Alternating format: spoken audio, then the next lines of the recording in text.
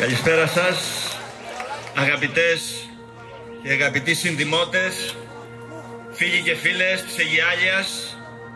Σας ευχαριστούμε για την παρουσία σας απόψε εδώ. Η Αιγιάλεια θα γίνει προορισμός για όλους μας, για ξένους, για τουρίστες, για μας. Είναι ο τόπος μας, είναι ο τόπος που αγαπάμε, είναι ο τόπος που οφείλουμε να του δώσουμε πνοή για να προχωρήσει μπροστά. Μπορούμε. Στο χέρι μας είναι.